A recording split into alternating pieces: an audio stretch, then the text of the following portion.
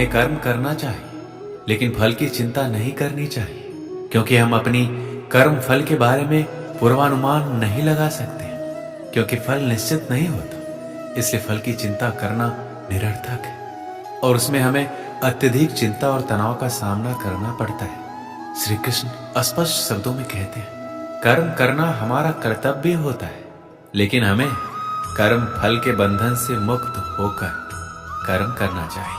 कर्म फल की चिंता से हम अपने कर्तव्य को नहीं निभा पाते और फल के अपेक्षाकार अपने कर्तव्य को भूल जाते हैं। इसलिए हमें अपने कर्म करने पर संपूर्ण ध्यान देना चाहिए और फल की चिंता नहीं करनी चाहिए। जब हम अपने कर्म करते हैं तो हमें अपने कर्तव्य के प्रति उत्साह और संकल्प होना चाहिए, जो एक सफल जीवन के लिए आवश्यक होते हैं। इसलिए हमेशा कर्म करते रहना चाहिए और फल की चिंता नहीं करनी चाहिए। भागवत गीता का दूसरा महत्वपूर्ण श्लोक है धर्म की हानि।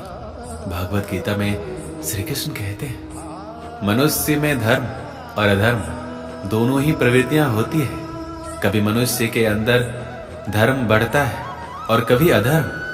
कभी हम धार्मिक जैसा बर्ताव करते हैं और कभी अधार्मिक जैसा। लेकिन जब व्यक्ति के अंदर अधर्म का भाव आता है, तब उसके मन में उस अधर्म को ना करने की एक लहर भी जरूर आती है। लोग इसी आवाज को नजरअंदाज करके अधर्म करते हैं। ये अंदर की आवाज कुछ और नहीं, बल्कि हमारी चेतना में बैठे कृष्ण की प्रेरणा है, जो हमें अधर्म न करने की सलाह देती रहती है। जब जब धर्म की हानि और अधर्म की वृद्धि होगी, तब तक मैं प्रकट होता हूँ। यही उनके प्रकट होने की प्रक्रिया है, क्योंकि वो तो अपने प्रेरणाओं से हर व्यक्ति के अंदर अपनी अनुभूति का एहसास कराते ही रहते हैं। इसलिए हमेशा धर्म की मार्ग पर चले। भागवत गीता का तीसरा महत्वपूर्ण श्लोक है, आत्मा को ना जल गला सकता है, ना अग्नि जला सकती है, ना वायु शुष्क कर सकती है और ना ही अस्त्र शस्त्र काट सकते हैं। परंतु सबसे गहरी चोट वो होती है भावनात्मक चोट, सबसे ज्यादा दर्द देने वाली होती है। यमराज भी आपके कर्मों अनुसार आपके प्रारब्धों में जब दुख डालते हैं, तो आप अंतर तक सिहर जाते हैं। तब यह सिहरन आपकी आत्मा झेलती है, शरीर नहीं। कष्टों के लिए कोई अलग नरक नहीं है, सुखों के लिए कोई अलग स्वर्ग नहीं होता। जो होता है इसी लोक में होता है, जहां आप स्वर्ग और नरक के अनुसार सुख और दुख झेलते हैं। इसलिए हमेशा अच्छे कर्म करने चाहिए। भागवत गीता के चौथे महत्वपूर्ण श्लोक में श्री कृष्ण कहते हैं, जो ना कभी हर्षित होता है, ना द्वेष करता है, ना शोक करता है, ना कामना करता है तथा शुभ और अशुभ संपूर्ण कर्मों का त्यागी है, वह भक्ति युक्त मनुष्य मुझको प्रिय है। गीता में लिखा है, जब भी किसी व्यक्ति के मन में अहंकार, ईर्ष्या और द्वेष की भावना आ जाती है, तो उस व्यक्ति का पतन निश्चित होता है।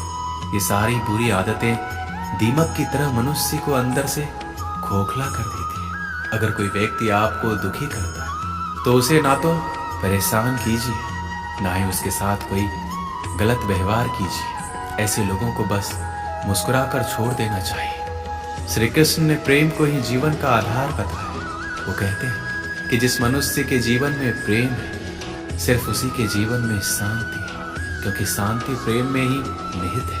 अगर जीवन में प्रेम नहीं है, तो सब कुछ पा लेने के बावजूद आपको संतुष्टि नहीं मिलेगी। भागवत गीता का पांचवा महत्वपूर्ण श्लोक है, जिसमें श्री कृष्ण कहते हैं, क्रोध से मनुष्य की मति मारी जाती है, यानी मूढ़ हो जाती है, जैसे स्मृति भ्रमित हो जाती है। स्मृति भ्रम हो जाने से मनुष्य की बुद्धि नष्ट हो जाती है और बुद्धि का नाश हो जाने पर खुद अपना का ही नाश कर बैठता है। एक बार द्रोणाचार्य को कुछ कार्य के लिए गुरुकुल से कहीं बाहर जाना था। जाने से पहले उन्होंने सभी राजकुमारों को कहा कि उनके आने तक सभी को अत्यधिक पाठ पढ़कर रखने होंगे। लगभग 10 दिनों के बाद जब द्रोणाचार्य गुरुकुल वापस लौटे, उन्होंने सबको एकत्र होने का आदेश दिया।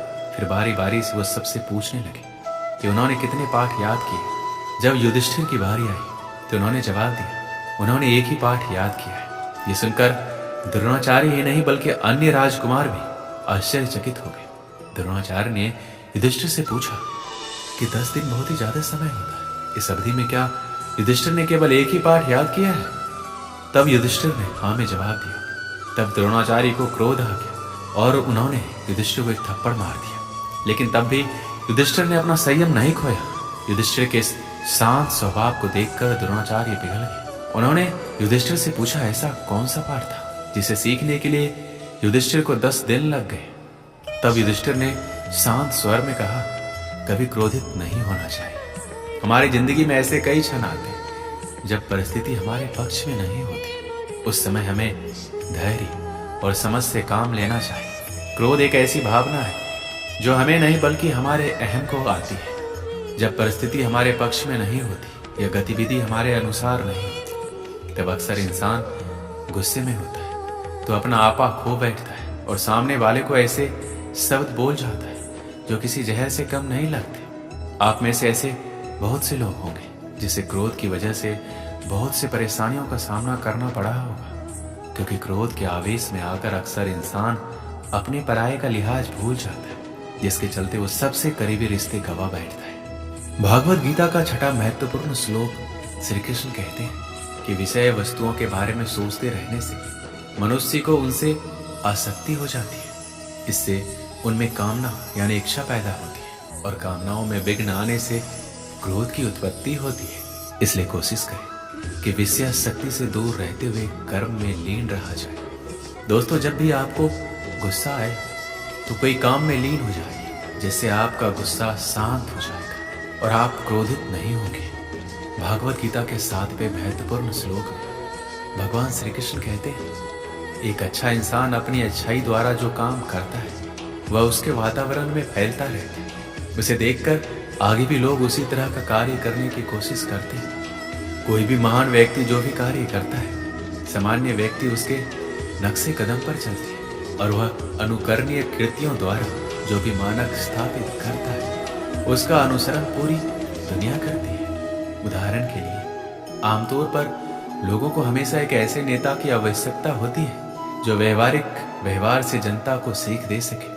यदि कोई नेता स्वयं धूम्रपान करता है तो वह जनता को धूम्रपान बंद करने की शिक्षा नहीं दे सकता। भगवान चैतन्य ने कहा कि एक शिक्षक को पढ़ाना शुरू करने से पहले उचित व्यवहार करना चाहिए। उसे ही आचार्य या आदर्श शिक्षक कहा जाता है। इसलिए एक शिक्षक को आम आदमी तक पहुंचने के लिए शास्त्र के सिद्धांतों का पालन करना चाहिए। भागवत गीता के 8वें महत्वपूर्ण श्लोक में भगवान श्री कृष्ण कहते हैं, एक योद्धा यदि युद्ध में वीर गति प्राप्त करता है तो उसे प्रभु द्वारा स्वर्ग मिलता है। योद्धा अगर विजय प्राप्त करता है तो उसे धरती पर सुख मिलता है। इसलिए बिना डरे निश्चित होकर युद्ध करो।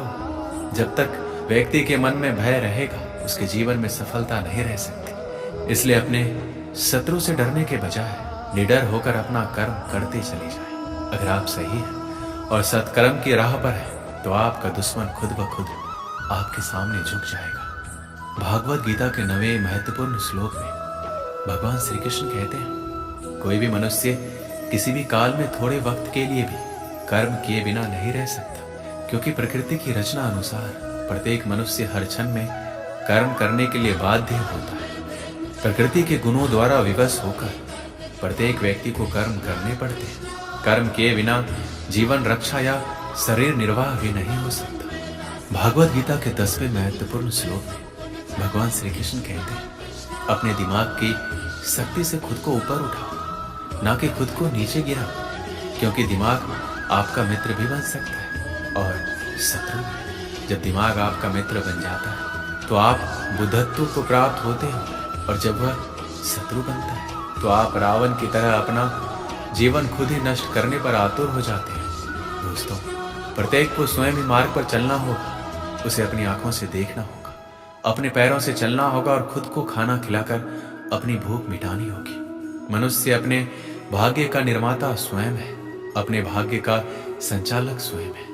जो खुद की मदद करता है उसकी भगवान भी मदद करता है। मनुष्य सोचता है कि भगवान लोगों को शांति की भूमि पर ले जाएंगे, जबकि वो आलस्य और कामुकता का जीवन जी रहे होते हैं। ये बिल्कुल गलत है। इसी प्रकार कोई भी व्यक्ति, चाहे वह कितना भी महान क्यों ना हो, यदि वह स्वयं पर कृपा नहीं दिखाता, बाजार में आपने देखा होगा कि एक छोटी सी वस्तु के लिए भी कीमत चुकानी पड़ती है। इसी प्रकार हम कल्पना कर सकते हैं कि शाश्वत आनंद और शांति प्राप्ति करने के लिए मनुष्य को कितनी कीमत चुकानी पड़ेगी। भागवत गीता के 11वें महत्वपूर्ण श्लोक में भगवान श्री कृष्ण कहते हैं कि जो कर्म इंद्रियों को नियंत्रित करता है और भगवान के प्रति सचेत रहता है, जिसका मन विषयों से मोहित हो जाता है, वह मिथ्या आचरण वाला होता है। एक राजा था जिसके यहाँ एक बकरी थी। उसने घोषणा की कि जो इस बकरी का पेट भर देगा उसे यथोचित सम्मान और इनाम दिया जाएगा, अन्यथा मृत्यु दंड दिया जाएगा। बहुत सारे लोगों ने कोशिश की लेकिन असफल रहे और मारे गए। जैसे खूब खिला पिलाकर बकरी को लाया जाता और उसके सामने अच्छी अच्छी चीजें डाली जाती, वह मुंह मारने लगती। राजा कहता कि बकरी का पेट भरा नहीं है और लोगों को हार माननी पड़ती। अंत में बकरी का पेट भरने के लिए एक बुद्धिमान व्यक्ति ने बीरा उठाया। वह बकरी को अपने यहाँ ले गया और उसके सामने हरी घास डाली। जैसे ही बकरी उसमें मुंह लगाना चाहे, उसके मुंह पर डंडे से जोर से प्रहार करने लगा। इस प्रकार कई दिनों तक बकरी की प्रशिक्षण दी। जैसे ही बकरी मुंह लगाना चाहे, डंडा देखते ही विचार बदलते। अब वो आदमी बकरी को लेकर राजा के पास गया और राजा से कहा, बकरी का पेट भर गया है। राजा ने बकरी के सामने हरी हरी घास डलवाई, लेकिन बकरी ने डंडा को देखकर उसे खाने का उपक्रम नहीं किया। राजा को मानना पड़ा कि बकरी का पेट भर गया है। हमारी इंद्रियां ही वो बकरी है। जब तक इसके सामने इसके उपयोग की चीजें मिलती रहेगी, ये मुंह फेरती रहेगी। इनका पेट तब भरेगा जब गुरु का डंडा इन पर पड़ेगा, तब ये बकरी की तरह नियंत्रण में आ जाएगी। भागवत गीता के 12वें महत्वपूर्ण श्लोक में भगवान श्री कृष्ण कहते हैं, जो कोई भक्त मेरे लिए प्रेम से पत्र, पुष्प, फल, जल आदि अर्पण करता है, उस शुद्ध बुद्धि प्रेमी भक्त का प्रेम पूर्वक अर्पण किया हुआ वह पत्र पुष्पादि में सुगंध रूप से प्रकट होकर प्यार सहित स्वीकार करता हूं। भागवत गीता के 13वें महत्वपूर्ण श्लोक में भगवान श्री कृष्ण कहते हैं, जिस मनुष्य द्वारा किसी को कष्ट नहीं पहुंचता, ना ही कोई नुकसान होता है, जो सुख दुख तथा भय चिंता में समाभाव रहता है, ऐसा मनुष्य मुझे अत्यंत प्रिय है।